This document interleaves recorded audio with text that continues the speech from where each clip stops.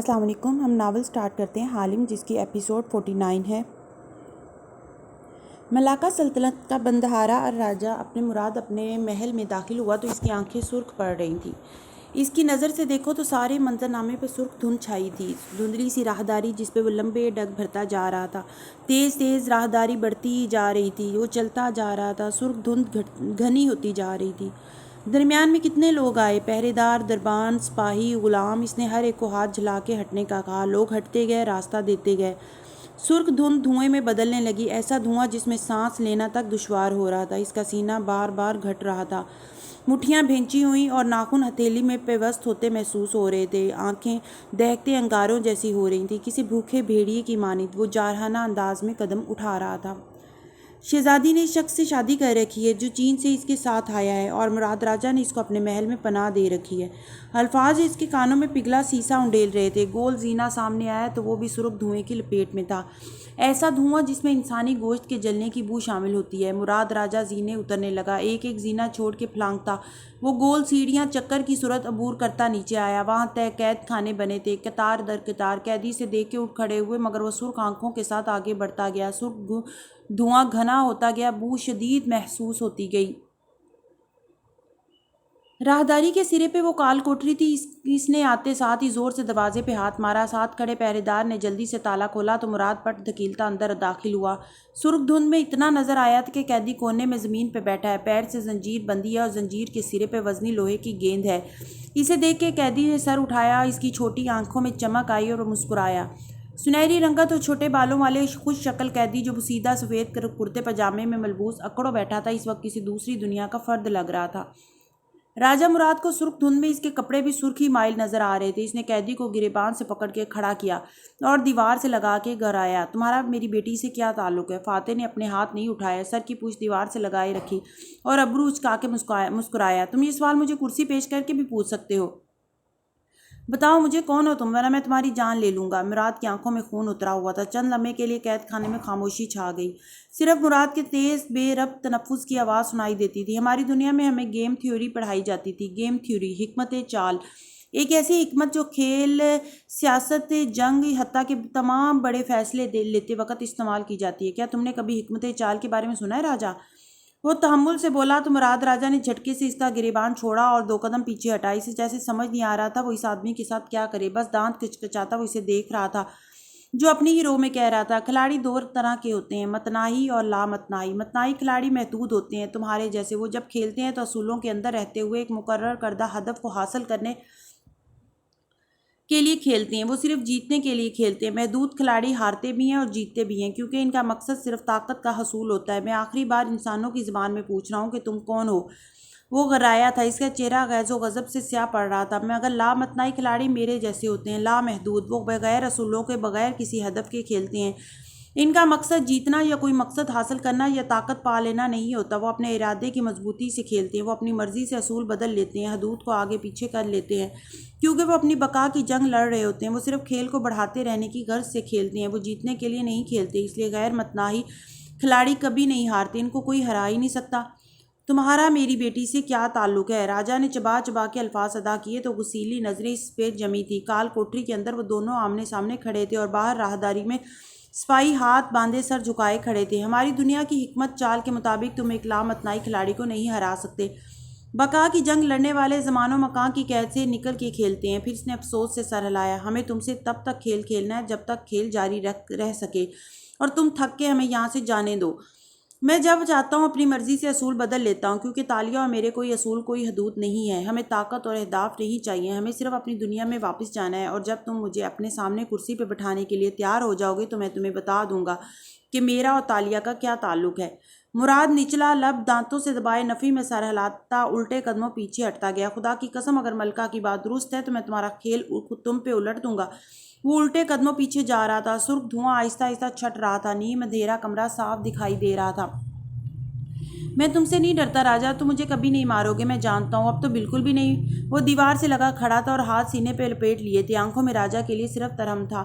میں تمہیں ابھی اسی وقت مار سکتا ہوں۔ وہ بلند آواز میں گرجا۔ غم و غصے سے اس کا چہرہ سرخ پڑ رہا تھا۔ سینے پہ بازو لپیٹے کھڑے فاتح نے ابرو اچکائے۔ اگر تم نے مجھے مار دیا تو تمہاری بیٹی اور تمہارے رشتے کا کیا بنے گا؟ وہ تمہیں کبھی معاف نہیں کرے گی۔ یہی سوچ رہے ہو نا تم اس وقت؟ میں تمہارا ذہن پڑھ سکتا ہوں۔ بندھارا سرد سا مسکرایا۔ اس لیے بہتر ہے کہ مجھے مارنے کی بجائے تم اپنی فکر کرو، کیونکہ تمہیں بہت جلد اس سے بڑے جھٹکے ملنے والے ہیں، کیونکہ میں کھیل جاری رکھنے کے لیے کھیل رہا ہوں۔ میں تمہیں دیکھ لوں گا۔ وہ اس پہ گراتا ہوا آگے بڑھا، ساتھ ہی بلند آواز میں حکم صادر کیا، اس کا کھانا پانی بند کر دو، اور بے بسی سے جیسے وہ بس یہی حکم جاری کر پایا تھا، اور اس کو اتنا مارو کہ یہ خود کو بھی نہ پہچان سکے۔ سپاہی فوراً سے فاتح کی کوٹری کی طرف لپ گئے۔ دوسرے کوٹریوں کے قیدی بھی کھڑے ہونے لگے۔ مراد راجہ ماتھے پہ بل ڈالے، بازو پیچھے باندھے، لمبے لمبے ڈگ بھرتا سینے کی طرف بڑھ گیا۔ سرخ دھند کی جگہ اب سیاہ دھوئیں نے لے لی تھی۔ اس کے اندر کا سارا گوشت جیسے جل گیا تھا اور اب صرف راکھ رہ گئی تھی۔ بندھارا کے محل کے داخلی دروازے کے سامنے جو روشن بنی تھی، اس پہ پھولوں کی پتیاں گری پڑی تھی۔ آج صبح شہزادی تاشا واپس آئی تھی، جو بھگی سے اترتے اس کا استقبال کنیزوں خاتموں نے بہت محبت سے کیا تھا۔ اس کا کمرہ ویسے ہی تھا جیسے وہ چھوڑ کے گئی تھی، البتہ مختلف جگہوں پہ کھونٹیاں لگا کے زرتار کامدار ملبوسات لٹکائے گئے تھے۔ یہ اس کی شادی کے لیے بنوائے گئے تھے۔ وہ چگا اتار کے مسہری پہ پھینکتی، کینہ توز نظروں سے ان کپڑوں کو دیکھ رہی تھی۔ اس کے جوڑے پہ بندھے بال خشک ہو رہے تھے۔ 2 دن پرانا سیاہ کرتا پاجامہ پہنے وہ قدرے بے رونق سی لگ رہی تھی۔ چہرے پہ سفر کی تکان تھی اور آنکھوں میں بیزاری۔ ایک زمانے میں اس کی کتنی خواہش تھی کہ وہ کوئی شہزادی ہوتی جس کی شادی کسی بادشاہ سے ہوتی۔ وہ سونے چاندی کے ڈھیر کے ساتھ زرتار عروسی ملبوسات میں اس کو رخصت کیا جاتا، اور آج اس نے جانا تھا کہ کچھ خواب پورے ہونے کے لیے نہیں، صرف دل کو خوش کرنے کے لیے ہوتے ہیں۔ فینٹیسی ذہن میں بنی کہانیاں، ان کو پورا نہیں ہونا چاہیے، ورنہ وہ ٹریجڈی بن جاتے ہیں۔ شریفہ ایک دم آندھی طوفان کی طرح اندر داخل ہوئی تو تالیہ نے بیزاری سے اسے دیکھا۔ ابھی تو ہم سفر سے آ رہے ہیں، 2 گھڑی سانس تو لے لو شریفہ۔ شہزادی وہ پھولے تنفس سے اس نے جو بات بتائی، وہ تالیہ امراض کو پتھر کا بت بنا گئی۔ قید خانے میں وہ سلیب کی صورت میں بندھا تھا اور سپاہی اس کی کمر پہ زور زور سے کوڑے مار رہے تھے۔ فاتح نے آنکھیں بند کر رہی تھی۔ اس کی کندھوں اور کمر سے خون بہہ رہا تھا۔ ہر ضرب کے ساتھ دماغ کی چولیں ہل جاتی اور خون کے ہر قطرے کے ساتھ وہ مناظر یاد آنے لگتے۔ آریانہ کا سفید لباس نے پہاڑی پہ گری پڑی تھی۔ اس کا لباس خون آلود تھا، اس کی آنکھیں بند تھیں، اس کا سر گود میں رکھے رو رہا تھا اور اپنے ہاتھوں سے مٹی کھود رہا تھا۔ سپاہی اس کی کمر پہ زور زور سے کوڑے برسا رہا تھا اور وہ آریانے کی پتھروں سے ڈھکی قبر کے سامنے گمسم بیٹھا تھا۔ اس کے چہرے پہ آنسوؤں کے نشانات تھے، اس کی کمر میں خون کی دھاریں تھیں۔ جب تالیہ اس گول زینے کو اتر رہی تھی تو اس کے سامنے کوئی سرخ دھند نہ تھی، صرف خوف تھا اور امید تھی۔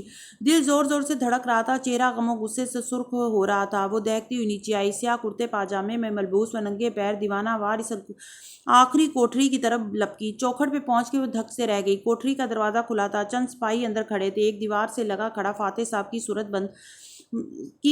فاتح سلیب کی صورت بندھا تھا۔ اس کی گردن بائیں کندھے پر ڈھلکی ہوئی تھی، لباس پھٹا ہوا خون آلود تھا، پیشانی اور سر کے مختلف حصوں سے خون بہہ بہہ کے جسم پہ گر رہا تھا۔ کندھے، کمر، بازو، ہر جگہ زخموں کے نشان نظر آتے تھے۔ اس کی آنکھیں بند تھیں، جیسے بے ہوش ہو یا کرب سے میچ رکھی ہو۔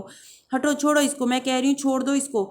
شہزادی تاشا گھراتی ہوئی آگے آئی۔ جو سپاہی فاتح کے سر پہ کھڑا ہنٹر فضا میں بلند کی اسے مارنے لگا تھا، اسے پرے دھکیلا۔ سپاہی چونکا، پھر گرتے گرتے سنبھلا، اس کی طرف دیکھا۔ سامنے وہ بھوکی شیرنی کی طرح کھڑی اسے گھور رہی تھی۔ تمہاری ہمت کیسے ہوئی کہ تم اس کو ہاتھ بھی لگاؤ؟ اور جب اس کو سرخ آنکھوں سے دیکھتی گھرائی تھی تو اس کی آواز میں نسوانی پن نہ تھا، وہ کسی وحشی درندے کی گھراہٹ سے لگتی تھی۔ وان فاتح نے اس عجیب آواز پہ آنکھیں ذرا سی کھولیں، جھری سے نظر آیا وہ دونوں پہلوؤں پہ ہاتھ رکھ کے کھڑی سپاہی پہ چلا رہی تھی۔ شہزادی، یہ راجہ کا حکم ہے، اس لیے خدا را آپ یہاں سے جائیے اور ہمیں ہمارا کام کرنے دیجیے۔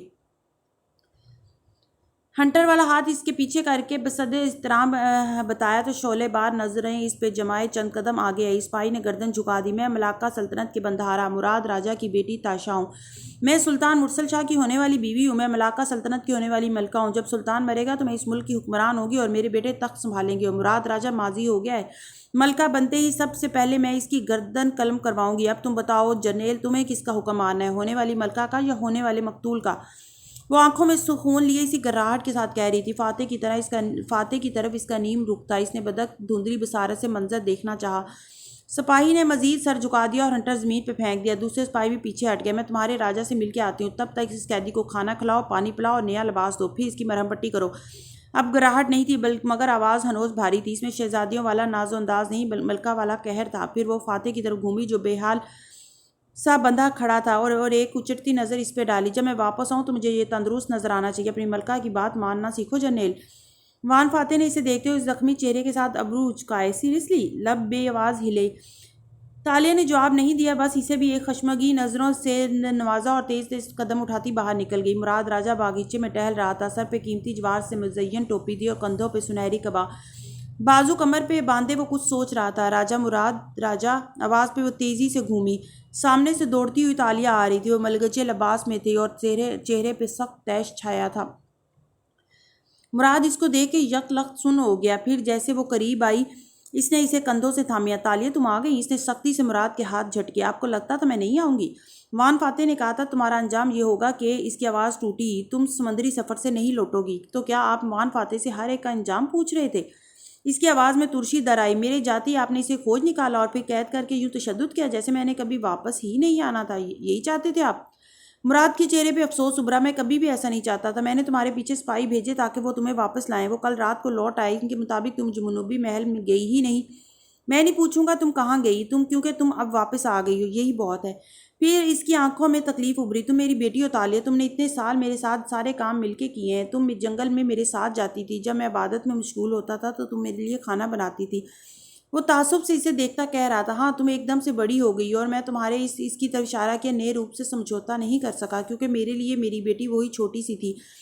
لیکن وقت تمہیں جتنا بھی بدل دے وہ میرے دل سے تالیہ کی جگہ کو نہیں بدل سکتا۔ مگر سامنے کھڑی تالیہ کی پیشانی شکن آلود ہو گئی۔ اب ان باتوں کا وقت گزر چکا راجا، یہ باتیں مجھ پر اثر نہیں کرتی۔ مجھے صرف اتنا بتائیے کہ وان فاتح پہ اتنے ظلم کیوں کیا آپ نے؟ کیونکہ اسے کرسی پہ بٹھانے کا وقت نہیں آیا۔ مراد کے تاثرات تن گئے، چہرے پہ برہمی عود آئی۔ تم اس کی فکر کرنا چھوڑ دو، وہ کرسی کا حقدار ہے راجا، وہ کرسی پہ ہی بیٹھے گا۔ وہ محلوں میں رہنے والا ہے اور محل ہی اس کا مقدر ہے۔ اس کے سر کے اوپر سے حکمرانی کا ہمہ گزرا ہے، آپ اس کو نقصان نہیں پہنچا سکتے۔ تمہارا کیا تعلق ہے اس سے؟ وہ زیر لب آہستہ سے بولا۔ تیز شکاری نظریں تالیہ کے چہرے پہ جمی تھی۔ جب اس کو کرسی پیش کریں گے تو وہ بتا دے گا، لیکن ابھی کے لیے آپ اس کو جانے دیں، ورنہ میں سپاہیوں سے کہوں گی اور وہ اسے جانے دیں گے۔ میری پیاری شہزادی، وہ طنز سے مسکرایا، سپاہی میرے ہیں اور میرا حکم مانتے ہیں۔ کل میں نے ان کو سپاہیوں کو حکم دیا تھا کہ اسے تب تک مارو جب تک تاشا نہ آ جائے، اور اگر وہ کہے کہ مت مارو تو ہاتھ روک دینا، لیکن اگر وہ کہے کہ اسے چھوڑ دو تو اپنی تلواریں شہزادی تاشا کے اوپر تان لینا، وہ خود ہی پیچھے ہٹ جائے گی۔ کاٹ دار لہجے میں بولتا وہ بالکل اجنبی ہو گیا تھا۔ تالیہ کے اکڑے کندھے ڈھیلے پڑنے لگے۔ باپا، اس کے لب پھڑپڑائے۔ بابا کہنے کا وقت بھی گزر چکا ہے، مجھ پہ اب یہ الفاظ اثر نہیں کرتے۔ چند ثانیے پہلے تک میں شک میں تھا کہ ملکہ کی بات غلط ہوگی، لیکن تمہارا انداز سب عیاں کر چکا ہے۔ وہ افسوس سے کہہ رہا تھا، تم مجھے اپنا دشمن سمجھتی ہو باپ نہیں، تم نے مجھ سے جھوٹ بولا کہ تم اکیلی آئی ہو، تم نے اپنی شادی کو چھپایا، تم نے سلطان کے سامنے مجھے مجرم بنا دیا۔ وان فاتح درست کہتا ہے، تم اپنی دنیا میں ایماندار نہیں تھی، مجھے تم سے ایمانداری کی توقع کرنا نہیں چاہیے تھی۔ وہ بس چپ کھڑی سے دیکھتی رہی۔ میں تمہیں ملاقہ کی سلطنت دینے جا رہا تھا، تم نے اپنی اس دنیا کو ترجیح دی جہاں تم اپنی محنت سے 2 آنے تک نہیں کما سکتی تھی۔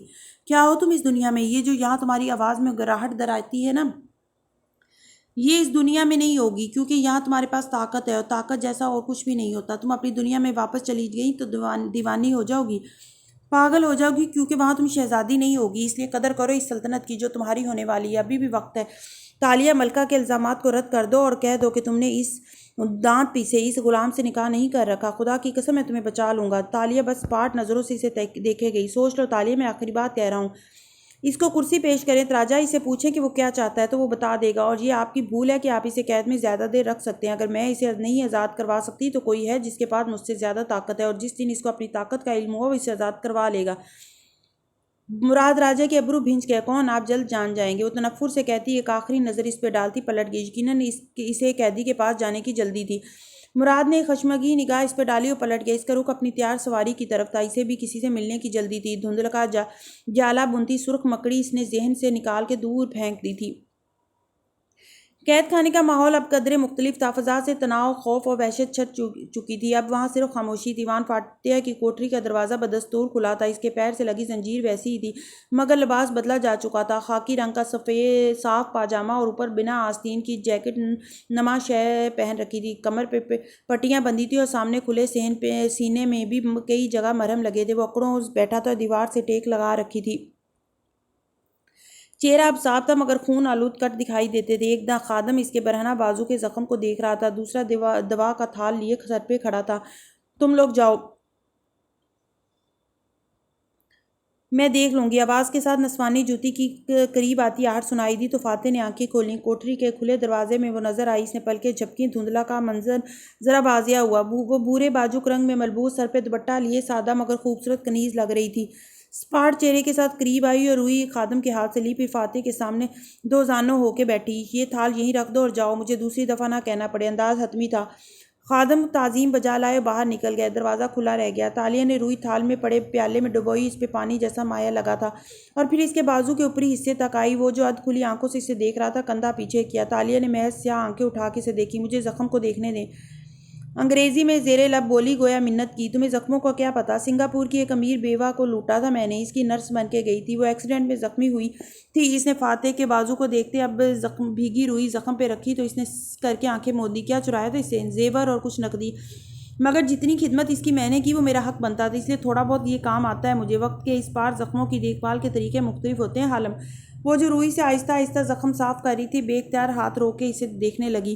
اتنے دن بعد میرا یہ نام کیسے یاد آیا آپ کو توانکو؟ جیسے تمہیں اتنے دن بعد میرا پرانا نام یاد آیا۔ وہ ماتھے پہ شکنے لیے آنکھیں میچے ہوئے تھا، بازو پہ سرخ لکیروں کی صورت لمبے لمبے کٹ پڑے تھے۔ تالیہ آہستہ آہستہ بھیگی روئی سے ان کو صاف کرنے لگی۔ آپ تو کہتے تھے آپ کسی سے نہیں ڈرتے، راجا کے سامنے کھڑے ہونے کے لیے تیار ہیں، اب ان زخموں سے تکلیف کیوں ہو رہی ہے؟ فاتح نے آنکھیں کھول کے مصنوعی خفگی سے اسے دیکھا۔ تکلیف تو سب کو ہوتی ہے، ڈر بھی سب کو لگتا ہے اور کسی کا ساتھ بھی سب کو ہی کو چاہیے ہوتا ہے۔ آپ بھی جتنے بہادر مضبوط بن جائیں فاتح صاحب، فطری جذبات سے نہیں بھاگ سکتے آپ۔ وہ پلکیں زخم پہ جھکائے کہہ رہی تھی۔ وہ چند لمبے اس کا چہرہ دیکھتا رہا۔ تم جلدی آ گئی، حالانکہ تمہیں ادھر رہنا تھا اور ایڈم کو واپس آنا تھا۔ آپ کو میری ضرورت تھی اس لیے آ گئی۔ فاتح نے ہلکا سا سر جھٹکا مگر پھر بات بدل دی۔ جزیرہ مل گیا تھا اور سونا بھی، ایڈم وہ سب ساتھ لے کر آئے گا۔ اور وہ اب دھیمی آواز میں تفصیلات بتا رہی تھی۔ گڈ، ہر چیز پلان کے مطابق جاری ہے سوائے آپ کی گرفتاری اور اس قید کی۔ اس نے روئی رکھی اور مرہم سے بھرا پیالہ اٹھایا، پھر انگلی اس میں ڈبوئی اور کندھے پہ دوا لگانا شروع کی۔ ٹھنڈے مرہم کے زخم پہ لگتے ہی وہ کراہا مگر ضبط کر گیا۔ تم آ گئی ہو نا، مجھے چھڑوا لو گی؟ نہیں، راجا کو ملکہ نے ہمارے نکاح کا بتا دیا ہے، وہ اب آپ سے کسی قسم کی رعایت نہیں برتیں گے، سپاہی میرا حکم نہیں مانیں گے۔ پھر اس نے تشویش سے ابرو اٹھائے۔ آخری مرحلے کے لیے میرا آزاد ہونا ضروری تھا۔ تالیہ کے پاس ہمیشہ پلان ہوتا ہے، پلان اے ناکام ہو جائے تو پلان سی ہے نا، اور پلان بی کا کیا؟ تالیہ کے پلانز ہیں، تالیہ کی مرضی۔ وہ توجہ سے دھیرے دھیرے دوا لیپ رہی تھی۔ کوٹری میں خاموشی چھا گئی۔ باہر کون سا پہر ہوا تھا، اندر ہمیشہ اندھیرا ہوتا تھا۔ ایسے میں دیوار پہ نصب مشلوں کے شعلے مدھم روشنی بکھیرے ہوئے تھے۔ اس کے ہاتھ پہ بھی ضرب لگی تھی اور ہتھیلی کے اندر کی طرف بڑا سا کٹ لگا تھا۔ تالیہ نے اس کی ہتھیلی اپنے ایک ہاتھ پہ پھیلائی اور بھیگی روئی سے ہتھیلی پہ لگی خون کی لکیر صاف کی۔ تم واپس جا کے کیا کرو گی؟ وہ اس کی جھکی پلکیں دیکھ کے پوچھنے لگا تو انداز نرم تھا۔ تالیہ نے چہرہ نہیں اٹھایا، بس مگن انداز میں اس کی ہتھیلی سے خون کے دھبے صاف کرتے ہوئے بولی، میں اپنی وہ دولت جس کو میں نے محنت سے نہیں کمایا، یعنی ساری دولت، اس کو میں اپنے پاس نہیں رکھوں گی۔ فارغ وقت میں پینٹنگز بناؤں گی، جائز کمائی کروں گی اور خوش رہوں گی، شاید کسی دوسرے ملک چلی جاؤں۔ آپ تو ظاہر ہے جاتے ساتھ ہی مجھے چھوڑ دیں گے۔ ہاں ظاہر ہے، اس نے عام سے انداز میں کہا۔ تالیہ کے ہاتھ لمبے بھر کو بھی نہیں تھمے، وہ زخم صاف کرتی رہی۔ بس اس وقت اس کو کمزور نہیں پڑنا تھا، اس تعلق پہ رونے کے لیے عمر پڑی تھی۔ آپ کیا کریں گے؟ میں واپس جا کے ایک دنیا کو وضاحت دیتا رہوں گا کہ یہ 4 ماہ میں نے کہاں گزارے۔ اس نے جھجری لی۔ 4 ماہ؟ تالیہ نے گہری سانس لی۔ 4 ماہ بیت گئے لیکن وہ چونکی، اگر وقت رک گیا ہو تو، اور اگر نہ رکا ہو تو؟ ہمیں ہر شے کے لیے تیار رہنا چاہیے۔ وہ ہاتھ پہ دوا لگا رہی تھی اس لیے اس کے لبوں سے سسکاری نکلی، آنکھیں بھی تکلیف سے میچی۔ تالیہ نے رک کے اسے دیکھا۔ ایک بات پوچھوں؟ اس کا دھیان ہٹانے کی غرض سے بولی۔ آپ کا والیٹ کہاں گیا؟ موبائل، والیٹ، جوتے، ہر چیز جنگل میں کھو گئی تھی جب ہمیں گرفتار کیا گیا تھا۔ آپ کا والیٹ میرے پاس ہے، گر گیا تھا میں نے اٹھا لیا، دینا بھول گئی۔ وہ چونکا، پھر اسے دیکھ کے تعصب سے نفی میں سر ہلایا۔ اور تمہیں تو بھول کے چیزیں اٹھانے کی بہت عادت ہے۔ اس نے مسکراہٹ دبا کے شانے اچکائے، پھر دوا کا پیالہ رکھ دیا اور پٹی اٹھا لی۔ اس کے اندر ایک زپ لاک بیگ میں مکئی کے چند دانے تھے، ٹوٹے پھوٹے پرانے پاپ کارن میں۔ آپ نے انہیں کیوں رکھا ہوا ہے سنبھال کے؟ وہ پٹی اس کے ہاتھ پہ باندھ رہی تھی جو اب نہیں آیا تو سر جھکائے کام کرتے ہوئے بولی، ٹھیک ہے نا، بتائیں، ویسے بھی میں ہوں تو آپ کی بس ایک ادنا سی کارکن، تالیہ دی فین گرل، اس لیے وہ آریانہ کے تھے۔ تالیہ نے چونک کے سر اٹھایا، پٹی کا بل دیتے ہاتھ وہیں تھم گئے۔ وہ اسی کو دیکھ رہا تھا مگر اس کی آنکھوں میں کچھ تھا جو اس نے پہلے کبھی نہیں دیکھا تھا۔ آواز بھی دھیمی ہو گئی تھی۔ جس دن آریانہ کھوئی تھی وہ انہیں کھا رہی تھی۔ جب میں اس کی تلاش میں پہاڑیوں کی طرف دوڑا تو مجھے وہ نظر آئے۔ وہ اغوا کاروں کی نشاندہی کے لیے پاپ کارن گراتی گئی تھی تاکہ ہم اس تک پہنچ جائیں۔ اسے فیری ٹیلز پسند تھی۔ وہ اداسی سے مسکرائی، پھر چونکی، لیکن آپ نے تو پریس میں کہا تھا کہ آریانہ کا کوئی سراغ نہیں ملا۔ سب کو ہی معلوم ہے کہ اسے صوفیہ رحمان نے اغوا کر کے غائب کر دیا تھا۔ مسز اسرا تو ٹی وی پہ برملا کہتی ہیں کہ ان کی بیٹی کسی اچھے گھرانے کو ہی ملی ہوگی کیونکہ ان کو واپس نہیں ملی، مگر اس کی آنکھیں عفان فاتح کی زخمی آنکھوں پہ ٹھہر گئیں۔ مگر کیا آپ کو پاپ کارن ملے تھے؟ وہ خاموش رہا۔ دونوں ایک دوسرے کو دیکھتے رہے۔ وہ پلک تک نہ جھپک پا رہی تھی۔ تو آنکھوں آپ کو وہ مل گئی تھی، ہے نا؟ اس کو اپنی آواز بھی سنائی نہ دیتی تھی، بے یقینی تھی۔ فاتح نے ہلکا سا سر کو خم دیا۔ وہ جہاں مجھے ملی تھی اس کے پاس سے مجھے یہ پاپ کارن ملے تھے، کچھ کو میں نے سنبھال لیا، کچھ مجھ سے کھو گئے۔ اور آریانہ، اس کا سانس اٹکا ہوا تھا۔ آپ کی بیٹی وہ مر چکی تھی تالیہ، میں نے اسے وہیں دفنا دیا اور میں واپس چلا آیا۔ وہ گہری سانس لے کر بولا اور وہ اگلا سانس نہیں لے سکی۔ مسز اسرا کو معلوم ہے، وہ بہت دیر بعد وہ بول پائی، میں نہیں بتا سکا اسے، مگر کیوں؟ وہ دنگ رہ گئی۔ مجھے جو درست لگا میں نے وہ کیا۔ اس وقت میں اپنی بیٹی کی موت کو سیاسی ایشو نہیں بنا سکتا تھا۔ ہم خاندان کو سیاست سے الگ رکھنے والے لوگ ہیں۔ بہت سے لوگ خود ہی سمجھ گئے کہ وہ زندہ نہیں ہوگی۔ وہ ٹھہر کے بول رہا تھا، اسے تکلیف ہو رہی تھی۔ نہیں، مسز اسرا کو نہیں معلوم تو کسی کو نہیں معلوم۔ آپ ان کو بتا سکتے تھے۔ کیسے بتاتا؟ اگر بتاتا تو وہ لاش دیکھنے کی ضد کرتی۔ میں اپنی آریانہ کی وہ حالت کسی کو نہیں دکھا سکتا تھا۔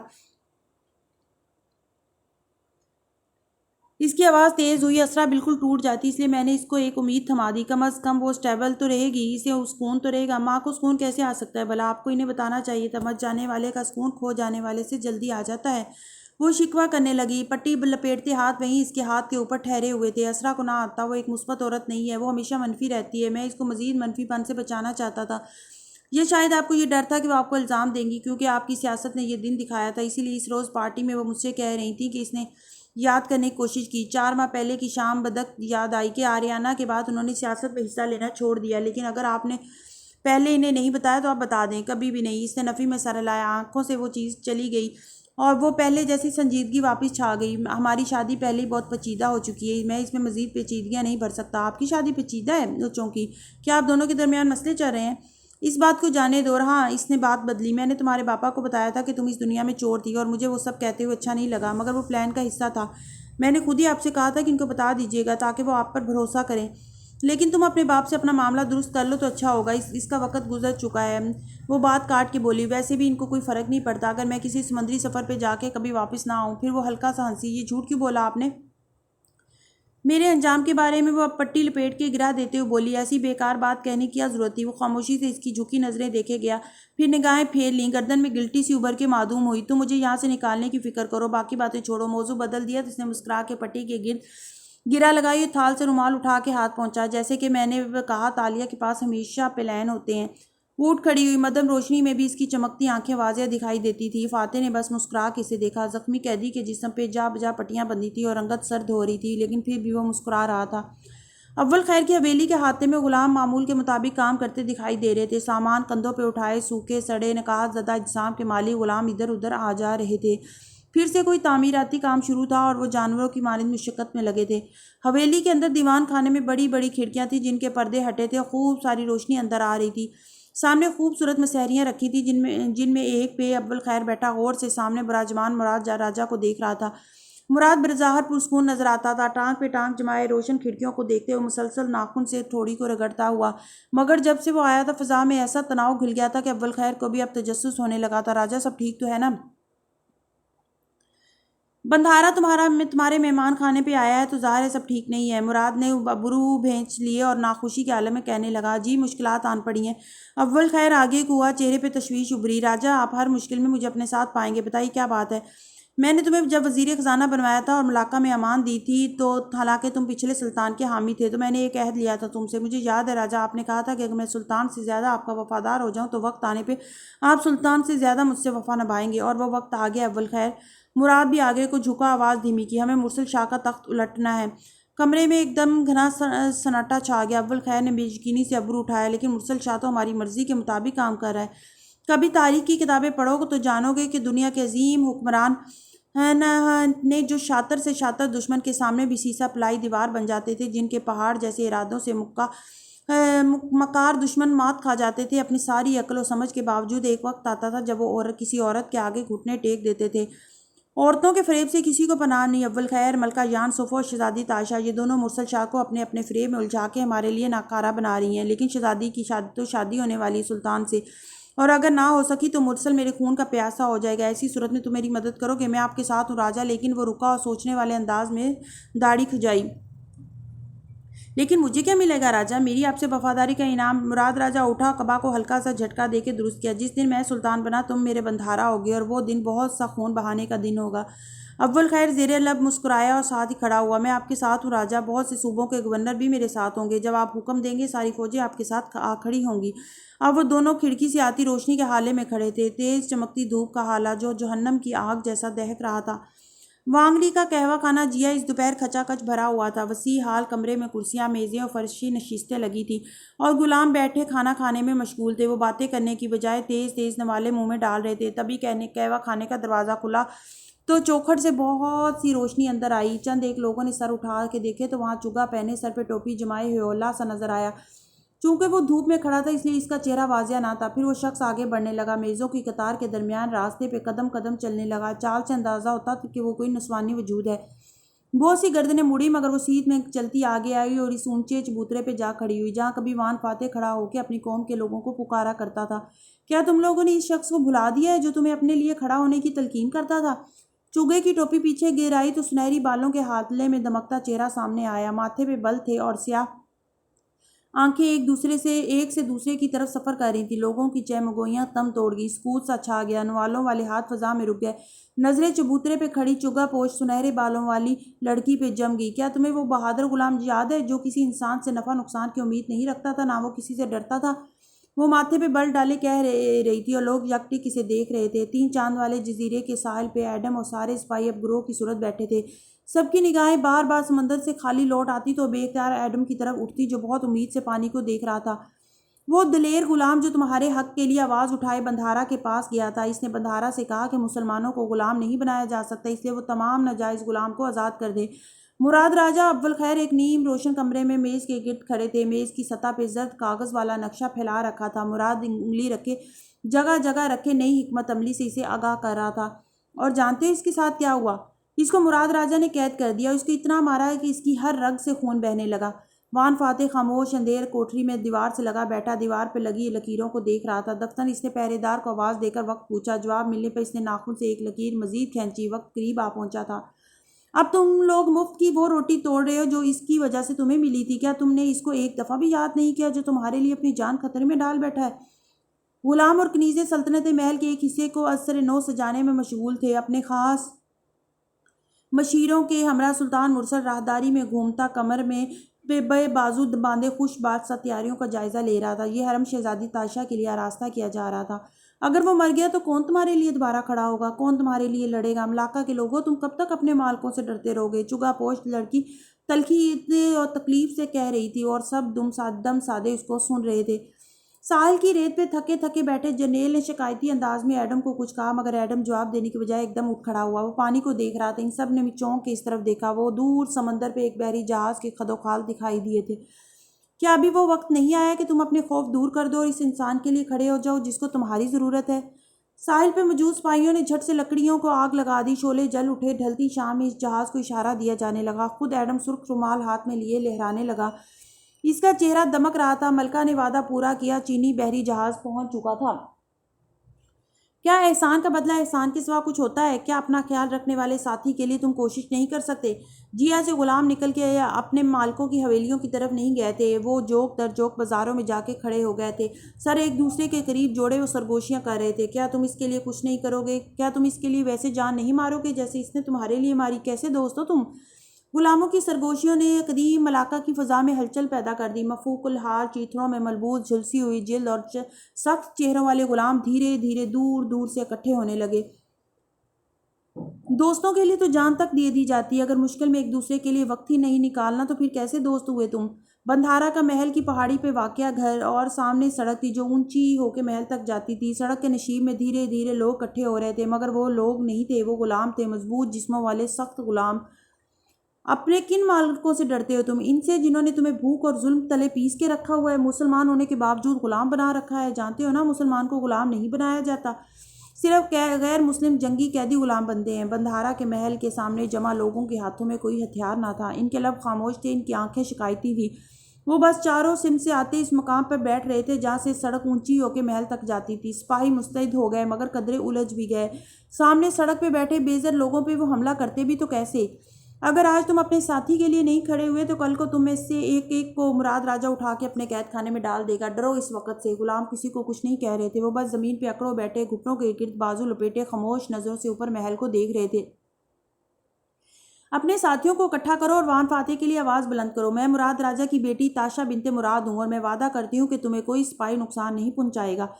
مراد راجہ نے کھڑکی سے ان غلاموں کو وہاں بیٹھے دیکھا تھا۔ ہر پل ان کی تعداد بڑھتی جا رہی تھی۔ جیا میں جس غلام نے ایک دفعہ بھی مفت کھانا کھایا تھا وہ وان فاتح کے لیے ادھر آ کے بیٹھ گیا تھا۔ میں وعدہ کرتی ہوں کہ تمہارے مالک بھی تمہیں نقصان نہیں پہنچا سکیں گے کیونکہ تم حق کے ساتھ ہو۔ حق کے لیے کھڑے ہونے والوں کا ساتھ ہمارا رب تعالیٰ دیتا ہے۔ سپاہی بے بسی سے کبھی دور بیٹھے اس خاموش ہجوم کو دیکھتے، کبھی گردنیں اوپر کر کے کھڑکی میں کھڑے راجہ کو جس کا چہرہ سرخ دہک رہا تھا۔ سپاہیوں کے ہاتھ میان میں تھے مگر دونوں اطراف سے کوئی بھی حملے کا اندیہ نہیں دے رہا تھا۔ عجیب ہیجان تھا کیونکہ اگر آج تم نے راجہ مراد سے اس ظلم کا حساب نہ لیا تو اس کا ہاتھ نہیں رکے گا۔ خود کو کمزور سمجھنا چھوڑ دو۔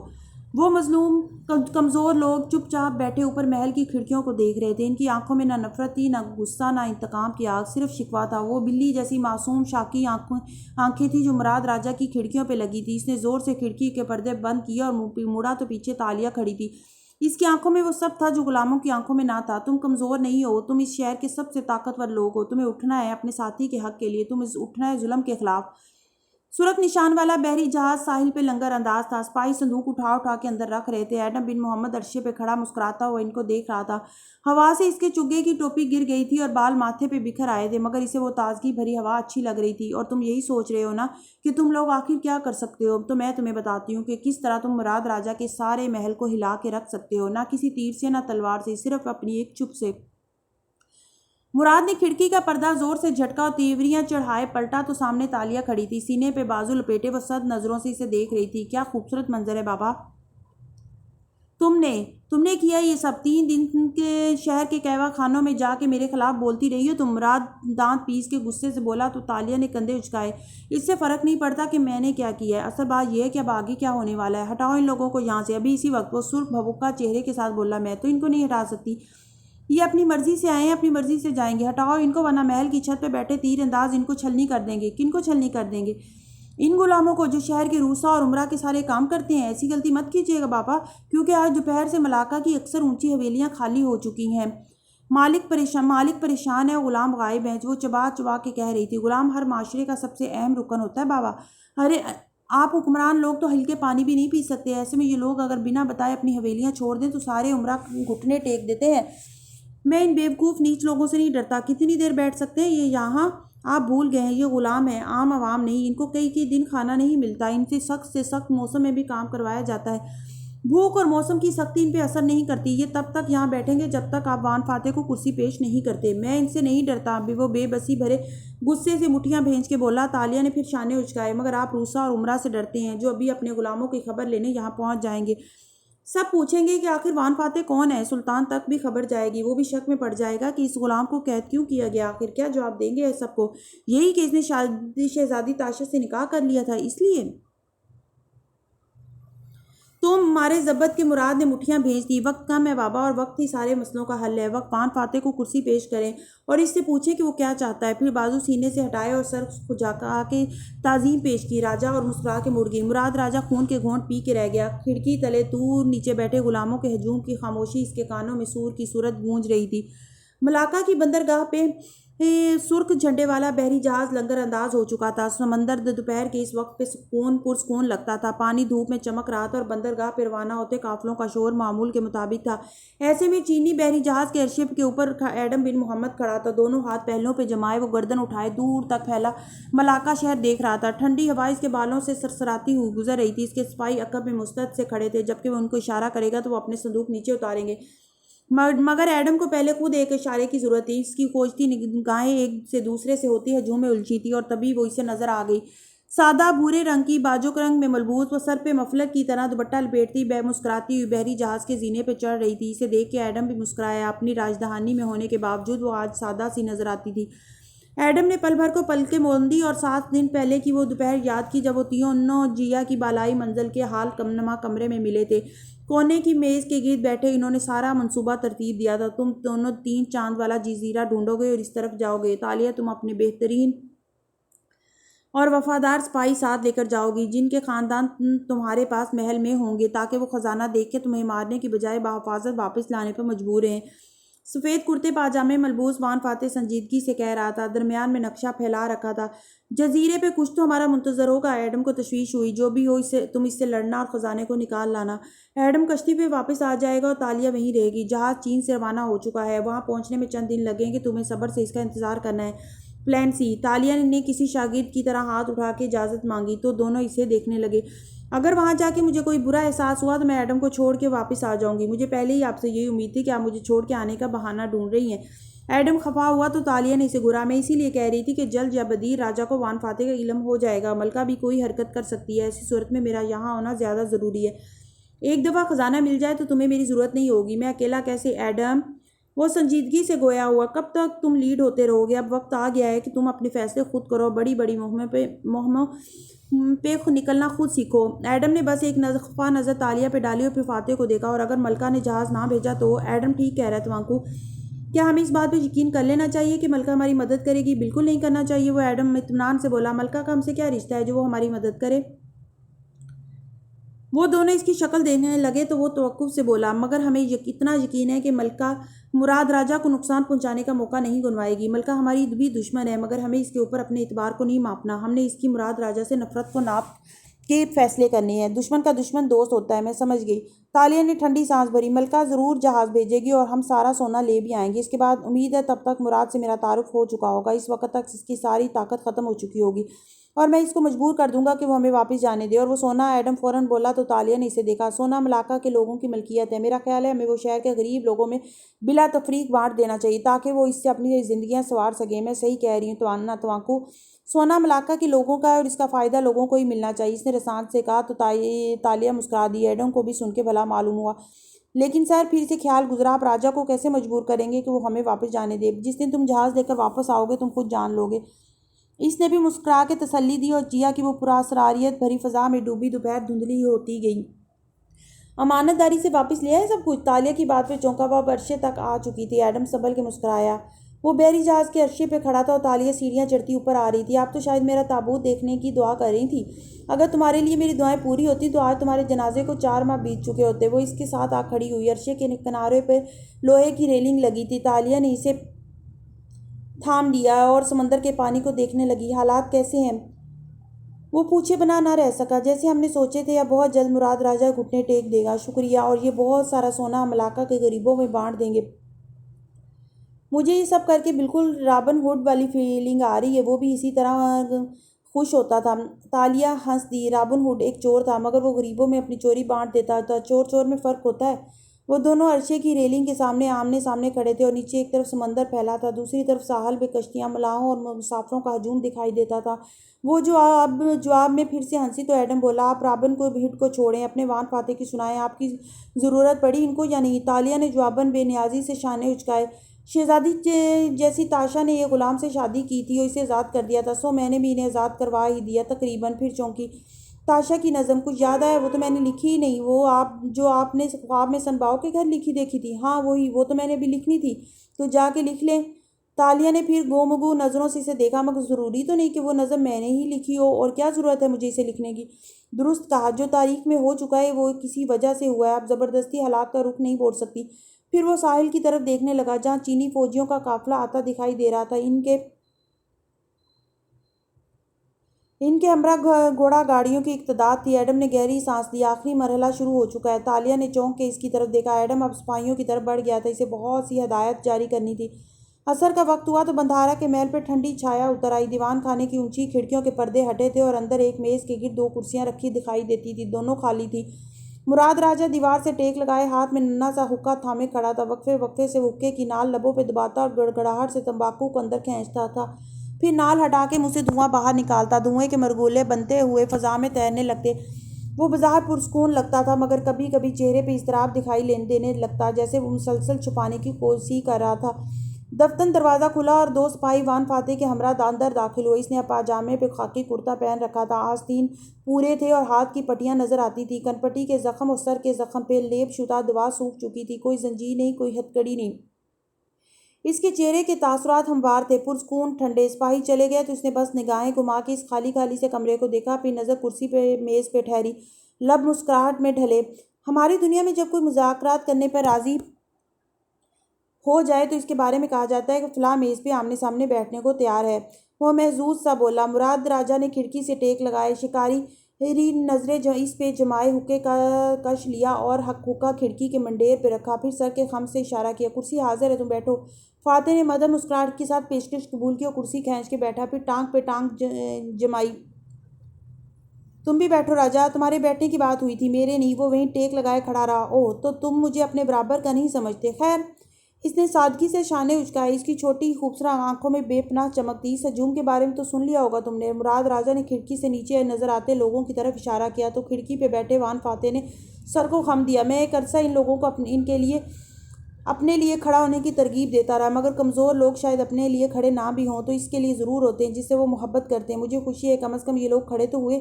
مراد نے حقہ اٹھایا، غور سے دور بیٹھے فاتح کی آنکھوں میں دیکھا۔ ان لوگوں کو یہاں سے بھیجنے کا کیا لوگے؟ یقیناً ان کے مالک تمہیں تنگ کر رہے ہوں گے، جلد سلطان کو خبر ملنے والی ہوگی، لیکن سب لوگ تمہارا مسئلہ نہیں ہے۔ تمہارا مسئلہ آج دوپہر ملاقہ کی بندرگاہ پہ لنگر انداز ہوا ہے۔ مراد چونکا، ابرو تعجب سے اکٹھے ہوئے۔ کیا مطلب؟ ہم نے 3 چاند والا جزیرہ ڈھونڈ لیا ہے اور تمہارا پالتو وحشی درندہ مار کے تمہارا خزانہ بحفاظت ملاقہ لے آئے ہیں۔ مراد لمحے بھر کو ششدر رہ گیا، پلک تک نہ جھپک سکا۔ وہ خزانہ چینی بحری جہاز پہ آیا ہے اور اسے چینی سفارت خانے بھیجا گیا ہے۔ بظاہر وہ چین سے آئے قرضے کے سکوں سے بھرے صندوق ہیں، لیکن ان میں سے 21 صندوق تمہارے ہیں۔ مراد ایک دم تیزی سے دروازے کی طرف بڑھا، مگر پھر رک گیا۔ یہی سوچ کے رکے ہو نا کہ چینی سفارت خانے پہ حملہ نہیں کروا سکتے تم؟ میں نے بھی یہی سوچ کے چینی جہاز میں سامان لانے کو کہا تھا۔ بالفرض تم چینی سفارت خانے پہ حملہ کروا بھی دو تو اپنی فوج اور سلطان کو کیا وجہ بتاؤ گے؟ تم خزانے کی حقیقت کھولنے کے متحمل نہیں ہو سکتے۔ مراد کے قدم زنجیر ہو گئے۔ وہ کمرے کے وسط میں مجسمے کے ساتھ طرح کھڑا فاتح کو دیکھنے لگا، اس حالت میں کہ اس کی رنگت متغیر ہو رہی تھی۔ یان سوفا، وہ تمہارے ساتھ شریک تھی ہے نا؟ اسے سارا کھیل سمجھ میں آ رہا تھا۔ آگے کا سوچو راجہ، اگر تم ہر خطرہ مول لے کر چینی سفارت خانے پہ حملہ کر بھی دو تو جانتے ہو سفارتکاروں کو مارنا کتنا سنگین جرم ہے، وہ بھی اس دور میں جبکہ تمہاری ملکہ چینی ہے۔ نہیں مراد راجہ، تم چین سے جنگ چھیڑنے کے متحمل نہیں ہو سکتے، تم جھوٹ بول رہے ہو۔ اس کی آنکھیں سرخ پڑنے لگی، مگر آواز میں کوئی گراہٹ نہیں تھی، نہ گرج۔ اس کے قدموں تلے سے زمین سرک چکی تھی۔ تم جانتے ہو میں جھوٹ نہیں بول رہا۔ شہزادی تاشا جنوبی محل میں نہیں گئی تھی، وہ جزیرے پہ گئی تھی اور ملاقہ کے لوگوں کی امانت واپس لے آئی۔ چند لمحے کمرے میں ہولناک خاموشی چھائی رہی۔ مراد راجہ بت بنا کھڑا بے یقینی و غیظ و غضب سے دیکھے گیا جو مطمئن سا کرسی پہ بیٹھا تھا۔ تم کیا چاہتے ہو؟ میں تمہیں چند راستے دکھانا چاہتا ہوں۔ اگر تم نے سفارت خانے پہ حملہ کروایا تو سلطان کو ناراض کر دو گے، چین سے جنگ چھڑ جائے گی۔ اگر تم نے ان لوگوں کو محل کے سامنے سے نہ ہٹایا تو سلطان کو علم ہو جائے گا کہ تم نے کسی غلام کو قید کر رکھا ہے، بات کھلے گی اور میرے اور تالیہ کے نکاح کے بارے میں سب کو علم ہو جائے گا، اس نکاح کے گواہ بھی ہیں اور ثبوت بھی۔ اس کے بعد سلطان تمہیں جان سے مارنے کا حکم بھی دے سکتا ہے، اور اگر اس سب سے پہلے تم نے مجھے مار دیا تو نہ صرف تمہاری بیٹی تم سے نفرت کرے گی بلکہ تمہارے پاس خزانے کے بارے میں مذاکرات کرنے کے لیے کوئی نہیں بچے گا۔ تم کیا چاہتے ہو؟ میں جانتا ہوں اب تک تم نے سلطان سے بغاوت کرنے کا سوچ لیا ہوگا، اپنی خفیہ فوجیں بھی تیار کر رکھی ہوں گی، کیونکہ تم جانتے ہو اب تالیہ اور سلطان کی شادی ممکن نہیں ہے۔ تمہیں اس وقت خطرے کو سامنے سے ہٹانا ہے اور میں سب سے بڑا خطرہ ہوں۔ اصولاً تمہیں میری جان لے لینی چاہیے، مگر یہ ناممکن ہے، اس لیے تم ایک کام کرو، تمہیں چابی دے دوں تاکہ تم واپس چلے جاؤ۔ تن سے بولا، صرف میں نہیں، تالیہ میرے ساتھ جائے گی۔ جب آپ دونوں غائب ہو جائیں گے تو تم سلطان کو کوئی بھی وجہ بتا کے ٹال سکتے ہو۔ ملکہ نکاح والی بات دہرا بھی دے تو تم کہہ سکتے ہو کہ یہ جھوٹ ہے، کیونکہ دونوں منکو تم ملاقہ سے جا چکے ہیں۔ تالیہ چلی جائے تو ملکہ بھی مزید اس معاملے کو نہیں کریدے گی، تم بندھارا رہو گے، حکومت کرو گے۔ ہاں، اگر ہمارے جاتی سلطان تمہارے خلاف ہو گیا تو تم بغاوت کر کے تخت پہ قبضہ کر سکتے ہو۔ اس سارے مسئلے کا حل ہم دونوں کے یہاں سے چلے جانے میں ہے، وہ روانی سے بتا رہا تھا۔ مراد کے وجود میں حرکت ہوئی، قدم قدم چلتا فاتح کے سامنے آیا، مقابل رکھی خالی کرسی کی پشت پہ ہاتھ رکھا، جھکا۔ تالیہ میری بیٹی ہے، میں اسے نہیں جانے دوں گا، وہ تمہارے ساتھ نہیں رہنا چاہتی، اسے جلد یا بدیر یہ دنیا چھوڑ کے جانا ہی ہے، اور ہمارے یہ مذاکرات تبھی کامیاب ہو گئے جب تم تالیہ کو میرے ساتھ بھیجو گے۔ مراد خشمگی نگاہوں سے اسے دیکھتا غضب سے گہرے سانس لیتا رہا۔ اور خزانہ اس کو غریبوں میں بانٹ دو گے کیا؟ انداز میں تحقیر اور استہزاء تھا۔ تالیہ یہی چاہتی ہے کہ اسے غریبوں میں بانٹ دیا جائے، وہ ٹھہرا۔ مراد مزید اس کی طرف جھکا، اس کی آنکھوں میں دیکھا، مگر تم تالیہ نہیں ہو، تم لامتنائی کھیل کھیلنے والے آدمی ہو، تمہارے کھیل میں حدود و قیود اپنی مرضی سے بدلی جا سکتی ہیں۔ تم بتاؤ خزانے کا کیا کرنا چاہتے ہو؟ کرسی پہ بیٹھا وان فاتح بن رامزل مسکرایا۔ ہاں، میں تالیہ نہیں ہوں، اس لیے میں اور تم خزانے کے بارے میں ایک معاہدہ کر سکتے ہیں۔ مراد کے لبوں میں استہزائیہ مسکراہٹ بکھری۔ تم بالکل میرے جیسے ہو، وہی طاقت کی ہوس، وہی اپنی ذات کی پرستش۔ مراد راجہ، اس نے مراد کی بات نظر انداز کی، میں تمہیں سارا خزانہ واپس کر سکتا ہوں اگر تم ملاقہ کے تمام ناجائز غلاموں کو آزادی دلوا دو۔ مراد کے ابرو تن گئے۔ وہ کیسے؟ تم ملک میں قانون بنا دو کہ صرف غیر مسلم جنگی قیدی کو غلام بنایا جا سکے گا۔ ساری دنیا میں مسلمانوں کا یہی اصول ہے، مسلمانوں کو غلام نہیں بنایا جاتا۔ اس وقت ملاقہ کے چند بڑے رئیسوں کے پاس بہت سے ایسے غلام ہیں جو مسلمان ہیں اور اغوا کر کے جبراً ان کو غلام بنایا گیا ہے۔ اب تم ان کے مالکوں کو ان کی قیمت ادا کرو یا ان کو ڈراؤ دھمکاؤ۔ جس وقت وہ غلام آزاد ہو جائیں گے میں تمہارا خزانہ واپس کر دوں گا۔ ملاقہ کے لوگوں کی دولت لوگوں کے ہی کام آنی چاہیے، اور پھر میں تمہیں چابی دے دوں اور تمہیں یہاں سے جانے دوں۔ وہ تن سے بولا، ہاں، ورنہ سلطان کو اس نکاح کی خبر ہو جائے گی اور تمہاری مشکلات بڑھ جائیں گی، لیکن اگر تم میری بات مان لو تو تم بدستور حکمرانی کرتے رہو گے اور مزید جزیروں پہ اپنا مال چھپاتے رہو گے۔ میں تمہیں بدعنوانی کرنے، لوگوں کا مال لوٹنے سے نہیں روک سکتا، لیکن میں اپنے اور تالیہ کے لیے بقا کا راستہ ڈھونڈ سکتا ہوں۔ چند لمحے وہ اسے خاموشی سے دیکھتا رہا، جیسے ذہن میں جمع تفریق کر رہا ہو، پھر آہستہ سے بولا، تم چلے جاؤ، میں تمہیں چابی دے دوں گا، لیکن تالیہ کو مت لے کر جاؤ، وہ گئی تو واپس نہیں آئے گی۔ تم نے اسے خود اپنے اعمال سے کھویا ہے، وہ تمہارے کردار سے نفرت کرتی ہے، تمہاری طاقت کی ہوس، تمہاری چال بازیاں، پھر سر جھٹکا۔ خیر، اس کے بغیر ہمارا کوئی معاہدہ مکمل نہیں ہوگا۔ مراد نے گہرا ہنکارا بھرا۔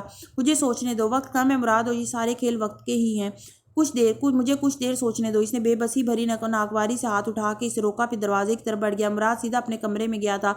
سارے دروازے کھڑکیاں بند کر کے وہ زمین میں بدھا کے انداز میں آلتی پالتی کر کے بیٹھا اور سرخ پٹی اتار پھینکی، پھر آنکھیں بند کر لیں، ساری آوازوں سوچوں کو ذہن سے جھٹک دیا، دماغ کو ایک نقطے پہ مرکوز کیا۔ اس کا دماغ تیزی سے کام کر رہا تھا اور لب بڑبڑا رہے تھے۔ میں مراد راجہ ہوں، میں ملاقہ سلطنت کا بندھارا، مجھے کوئی یوں نہیں ہرا سکتا، کوئی مجھ سے میرا تخت اور میری بیٹی نہیں چھین سکتا۔ مغرب ڈھل گئی اور باہر بیٹھے لوگ اسی طرح بھوکے پیاسے بیٹھے رہے۔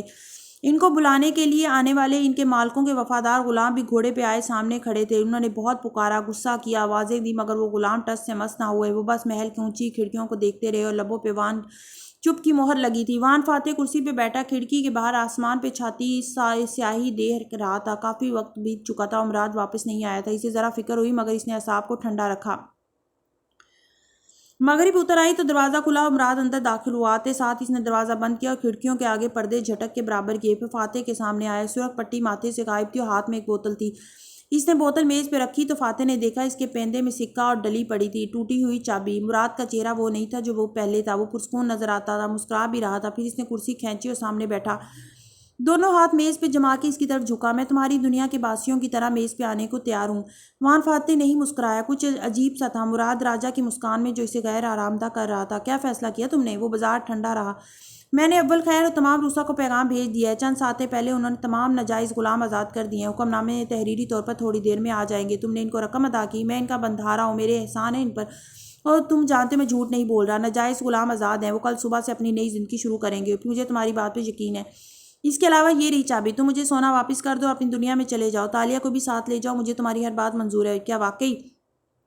اس نے آنکھوں کی پتلیاں اسکوڑ کے بندھارا کا چہرہ دیکھا۔ ہاں، سونا میرے پاس آ جائے گا۔ میں نے جان لیا ہے کہ میں تالیہ کو زبردستی یہاں نہیں رکھ سکتا، وہ بھی آزاد ہے، تم دونوں جا سکتے ہو، اور ابھی تم مگر کہنے والے ہو، ہے نا راجہ؟ وہ غور سے اس کی آنکھوں کو دیکھ رہا تھا۔ مراد راجہ مسکرایا، مگر زور دے کے بولا، مگر میری ایک شرط ہے۔ فاتح کے گہری سانس لی۔ شرط ماننے یا نہ ماننے کا فیصلہ میں کروں گا۔ نہ ماننے کی صورت میں بغاوت کر دوں گا۔ جب چینی ملکہ ملک بدر ہو جائے گی تو چینی سفارت خانے کا ڈر کس کو ہوگا؟ تم میرے قیدی رہو گے، تالیہ مجبوراً یہاں رہے گی اور سونا اور تخت میرا ہوگا۔ راجہ، تم اتنا خون خرابہ نہیں کرانا چاہتے، میں جانتا ہوں، میں یہ کر سکتا ہوں، مگر واقعی کرنا نہیں چاہتا، اس لیے تم میری شرط مان لو اور یہ چابی اٹھا کے یہاں سے چلے جاؤ۔ مراد کی مسکراہٹ گہری ہو چکی تھی اور شکاری آنکھوں کی چمک بڑھ گئی۔ کیا شرط ہے تمہاری؟ اس کے اعصاب تن گئے۔ کچھ بہت غیر آرام دہ سا تھا اس ماحول میں۔ راجہ نے حقہ اٹھا کے کش بھرا، پھر نال ہٹائی اور دھوئیں کا مرگولا لبوں سے چھوڑا۔ مرگولے فضا میں اوپر کو اٹھتے گئے، تمباکو کی خوشبو اور سلگتے انگاروں کی مہک آپس میں گھل مل گئی۔ پھر مراد راجہ نے کہنا شروع کیا۔